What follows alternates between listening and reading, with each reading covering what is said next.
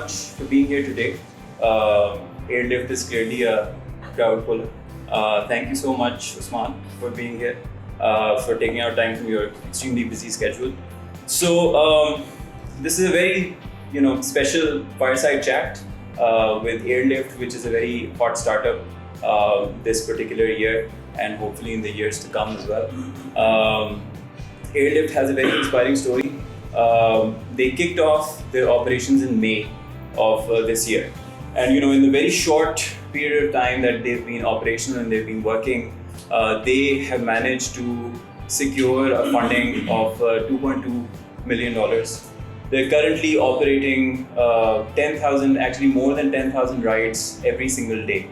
And they started off from zero, and to get to that particular point with that kind of speed is really an inspiration for all of us, for startups in general and companies as a whole. What we're basically here to do is learn from the man himself in terms of the journey. But so just to kind of kick off the conversation, can you walk us through the ideation process? So how did you come up with the idea? What did you think? Why mass transport? Yeah, absolutely. So good place to start. Just one thing I would point out that I think we often think of. I try to think of what we've done together as a team outcome, and I think there's a much bigger role that our early team, first 4 or 5 people who were with us, played in that journey and continue to play to this day. But where it started from, Saad, was actually at Daftarkhwan. I was here over the summer. I was here for my summer vacation, and I was working on an idea that I was very excited about. It was about connecting Mazdoor, unskilled labor with jobs through an online marketplace. So that was the idea I'd worked on, building the UI. I was doing market research and all of that, and I met an old friend, an old colleague, Yusuf Jan at Daftarkhwan.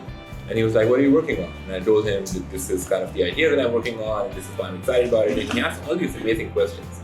And he said, "Usman, that's great. It's great that you're, excited about it, and maybe, I'll want to invest at some point in time. But here's something that I want you to just think about.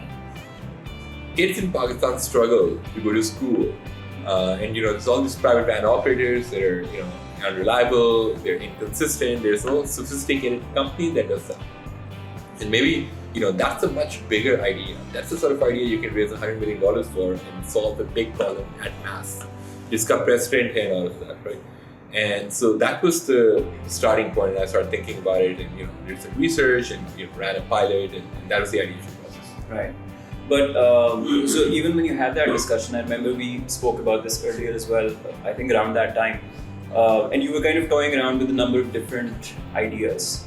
So in terms of kind of coming up with your business idea, or the vertical or the sector that you want to get into, do you recommend this as a process? Because there's all this stuff about just follow your heart and dream and passion, and they just make it sound like everyone has them, and which confuses me sometimes. So do you feel like everyone has a true calling and a direction? Was Yusuf Jan a messiah who was sent down to kind of show you that life purpose, or do you feel like anything you said to mind? That's a really good question. I think what is the process through which we establish that this is the right business to be in? And notice we didn't do what Yusuf asked us to do. He said solve the school problem. Right. We don't serve school kids as a policy of as a company. We don't serve school children. The process was very data driven. We were a big fan of experimenting.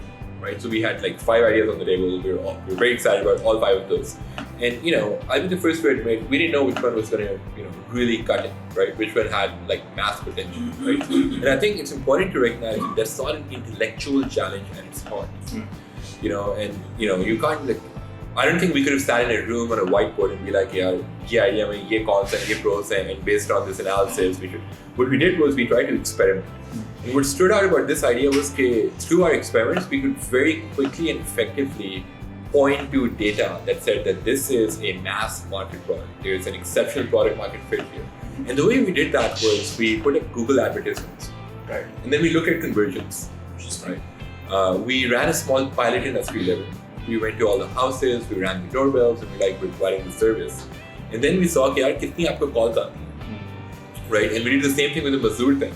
We looked at how kitni calls aati hain, right? And that's a proxy for how big a problem this is for people in a data-driven way, right?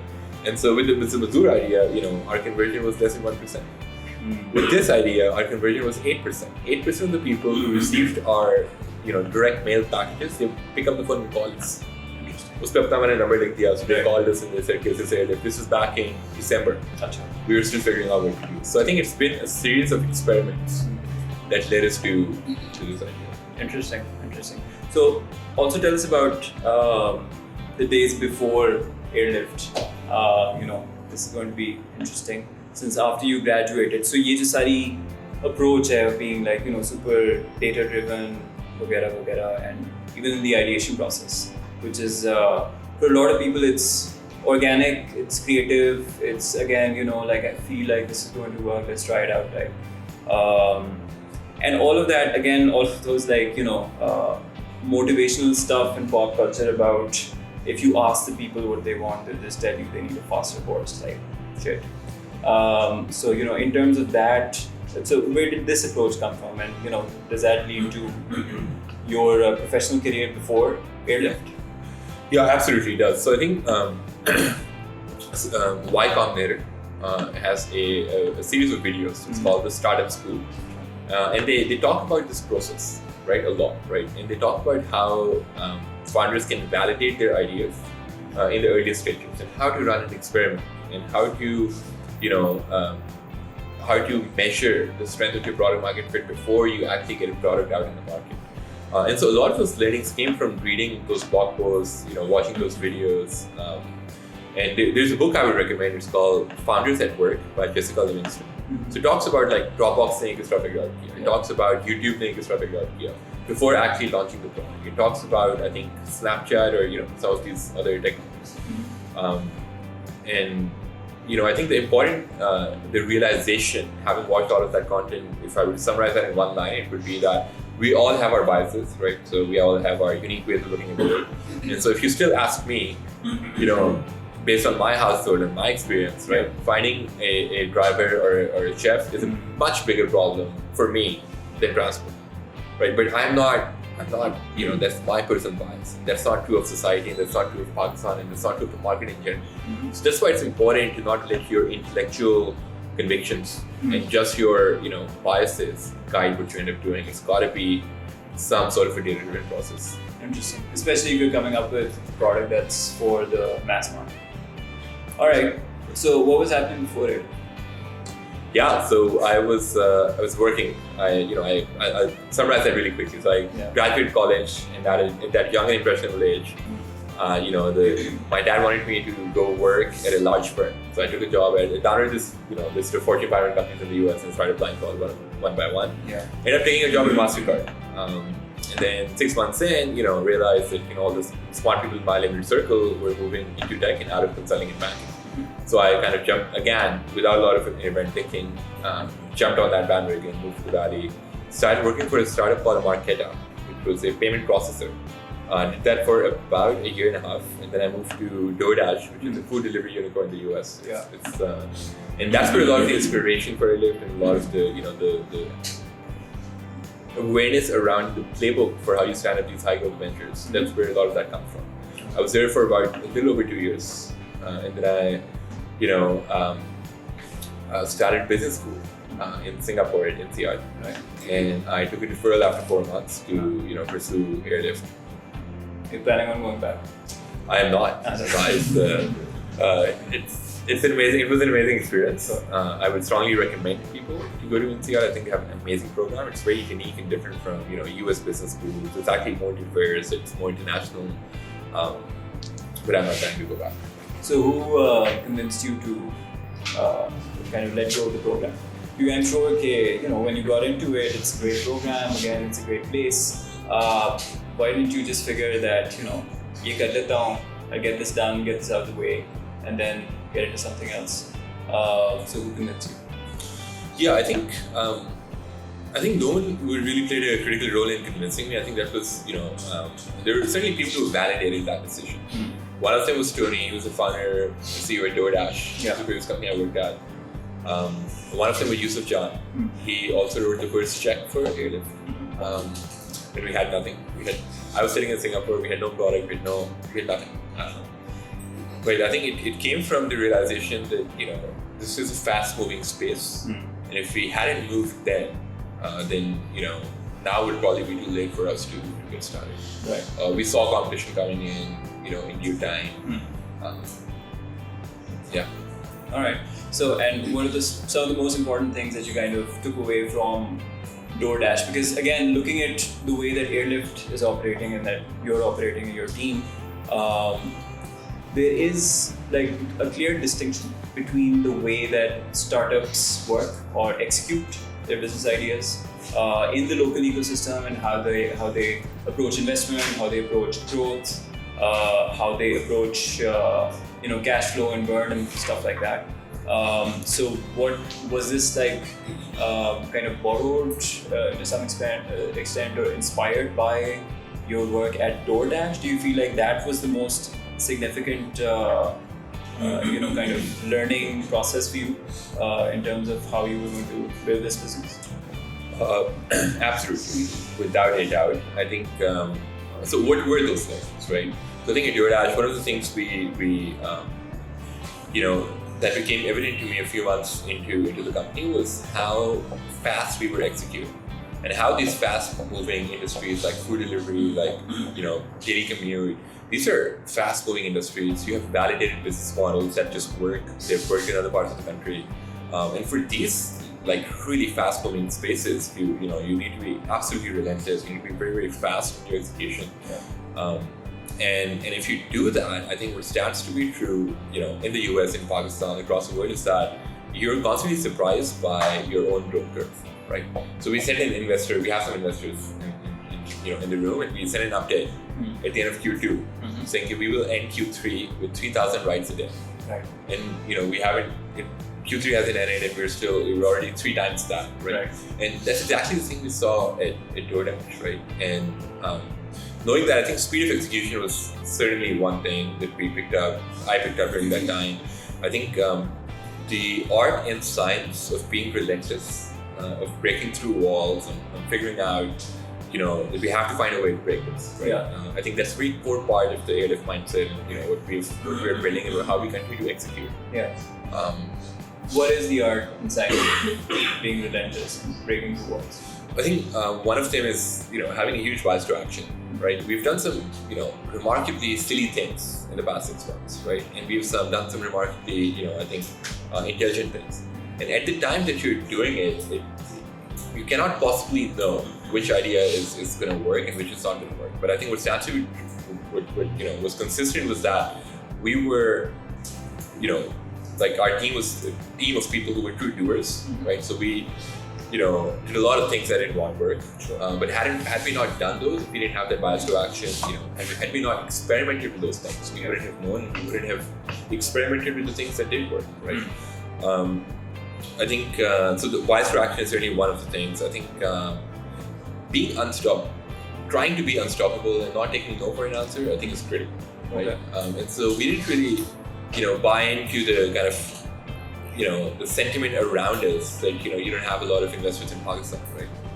We knocked on a lot of doors, met a lot of people, we passed on a lot of investors, and we invested significant amounts of time in a lot of them. But we never questioned our ability to raise money quickly.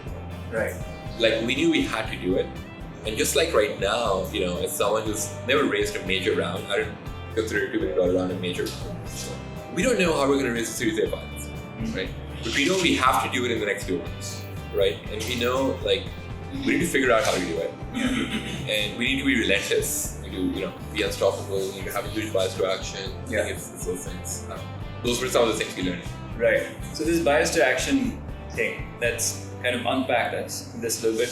Because, I get that you have a huge bias to action, but when you're growing your team or you're growing your business on an absolute hourly basis the way that you are, Usme, how do you kind of make sure that particular value of bias to action and of not taking no for an answer is also captured and it's also translated into how everyone else feels, or is it coincidental that the team that you have right now is all So that's a really good question. That's another thing I learned at DoorDash. How do you build culture? And I think culture is built by rewarding the right behaviors, right? So we have one of the founding members of our team.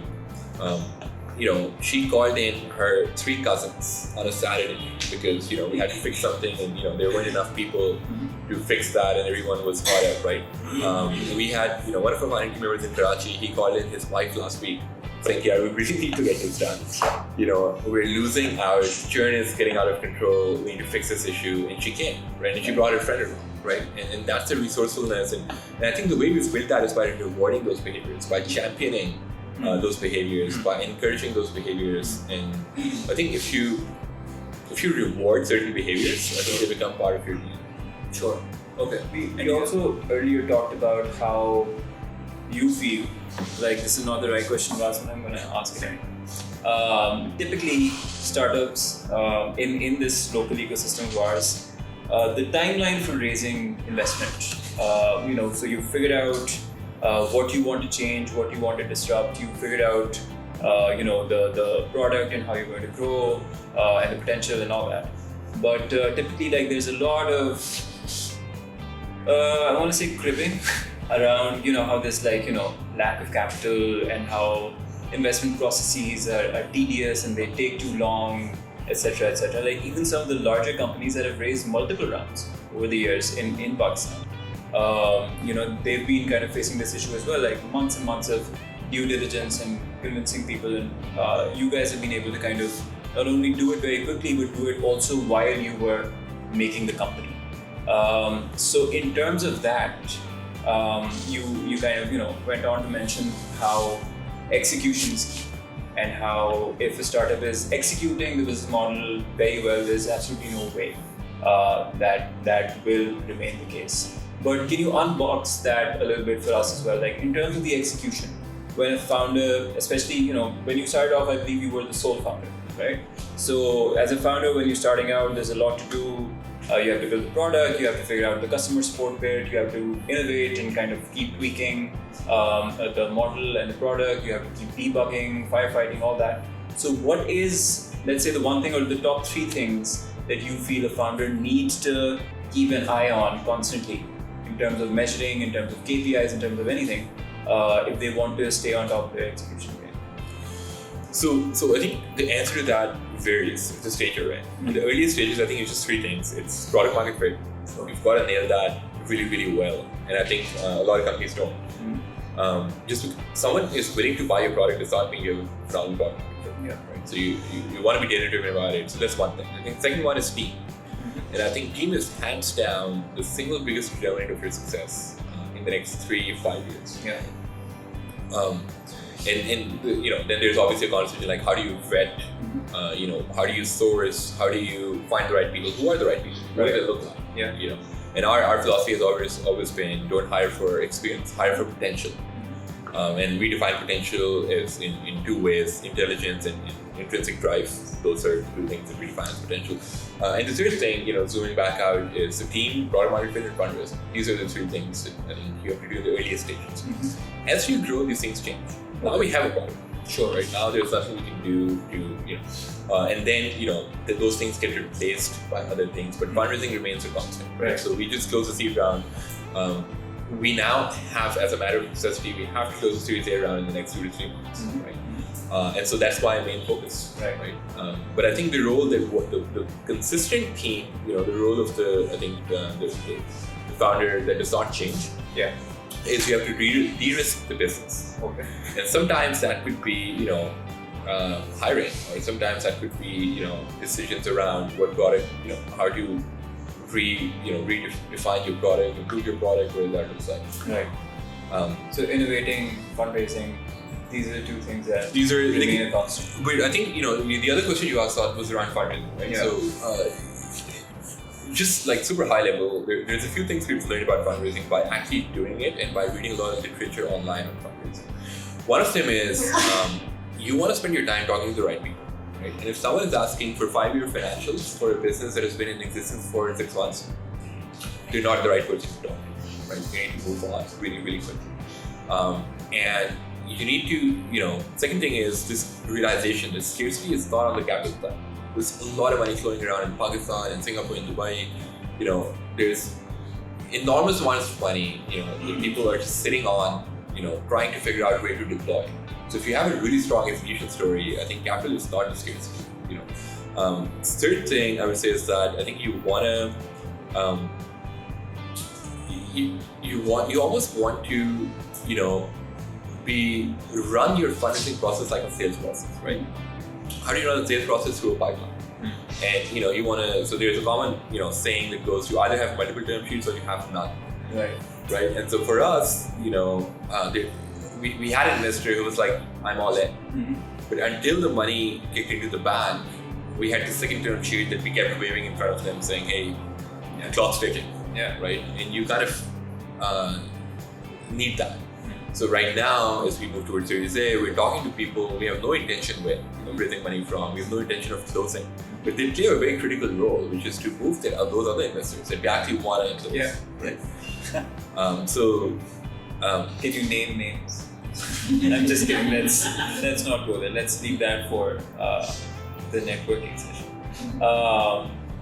And I know we have a bunch of really brilliant people in the audience as well. So I want to get out of the way as soon as possible. But my last question is, what's next? What's the vision for Airlift? Yeah. So we're, we are, well, first of all, I think it's really important to, when we talk about things like vision, I think we start out from why we started, right? And our vision was not to build a $1 billion company or, make a lot of money. Like those things are, maybe they're important, maybe they're byproducts, but our vision was to create positive impact in Pakistan. And when we look at the world through that lens, we actually get very excited to see, that we're attracting competition, right? That we're prompting Kareem to think about Pakistan before they think about Saudi Arabia, right? That we're getting these Egyptian companies and other companies to invest in Pakistan. Because all of these companies, what are they doing? They're bringing money to the country. They're creating jobs. They're solving a big problem that we're solving, right? Yeah. So this is, and so the vision behind Airlift was, well, initially it was to solve mass transit in Pakistan, to build public transportation that actually works. Not just for the Masood, not just for the educated people, but holistically an efficient public transportation. That was the initial mission, right? And now I think we've broadened that considerably to, the way we think about Airlift is we are a technology company, right? And we are really good at, deploying routes, which is our core competency, and building the technology for all the stakeholders to fulfill those routes. Right. So today we're doing that, within cities. Tomorrow we want to do that for intercity, right? Maybe. We want to do the same thing for car rentals, right? We have a supply network, and maybe we want to do the same thing for corporates, right? Large companies that want to do pick and drop for their employees with a company, not a private operator. Yeah.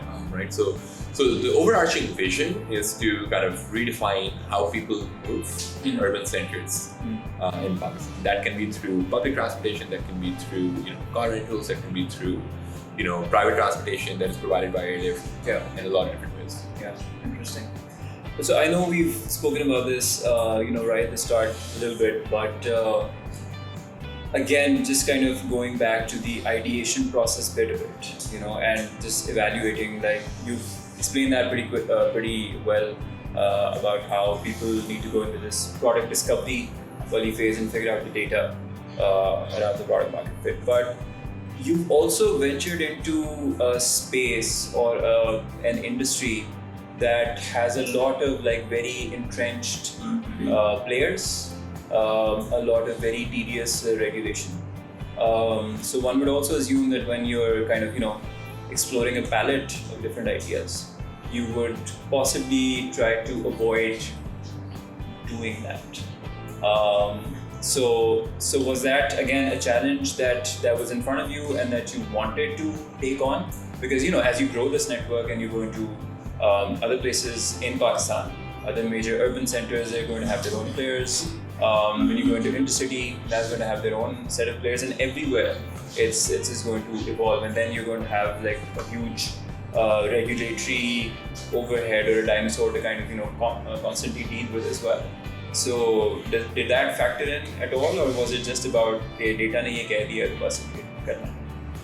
Yeah, so I think there's two parts to how we thought about that, right? So one was, and then I'll share a funny story actually around that. So one was, we believe that if there's demand in the market for something, and if it's legal, right, and if it's not like something super illegal or whatever, that will happen. Right? Either I will do it, or you will do it, or someone else is going to come and do it, or the government's going to do it. Right? Yeah. So if there's demand for something, if there's validated and enormous demand for something, it's going to happen. So we always let we consider the voice of the customer to be the ultimate truth of what we want to do. Okay.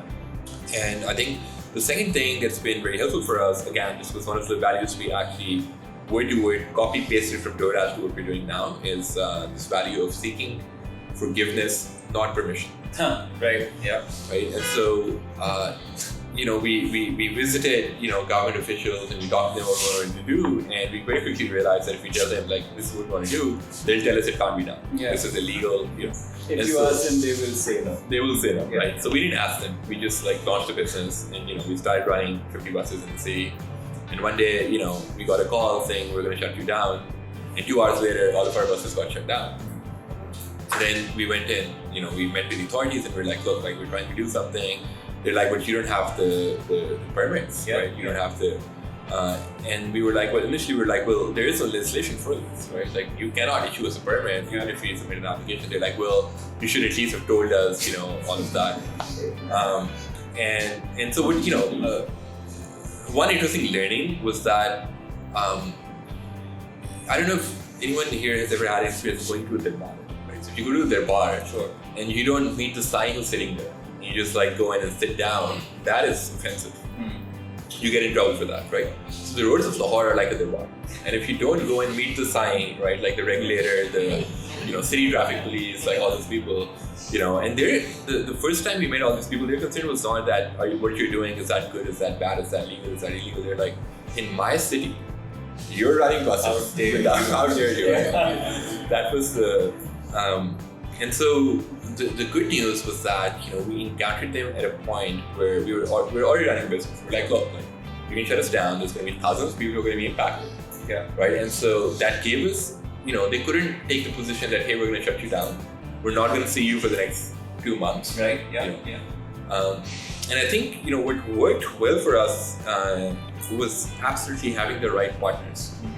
On the investment side, on the team side, all of that, right? So our team was, they were relentless. They were,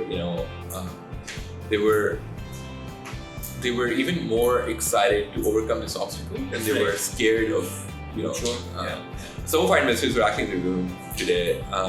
So this shutdown happens. We're talking to these 3 investors who want to write small checks, and they're absolutely the right people. And we emailed them saying, hey, we got shut down. Yeah. Right. And, they wrote a check while we were shut down, right? And I think that's why it's so important to be able to assess quickly who are the right people and who are not the right people. They looked at us and they're like, duh, of course you're going to get shut down. It's going to happen multiple times, right? Green got shut down so many times, Uber got shut down, their public sector government issues are all over the news, all across the world. So I think that's what really, really helped us. We're still struggling to figure out what is the right way to work together. Right. That continues to be a challenge in a way that is transparent, in a way that is not, illegal, in a way that is in line with your values, and scalable and sustainable. Yeah. Right. Absolutely. Usman, thank you so much for a very interesting conversation. I'm sure this was very enlightening. It was for me. Don't know about you guys, but I know that we have a lot of smart people in the room. So I will now hand Usman over to you on the platter for questions. But again, before that, thank you so much. And can we please give Usman a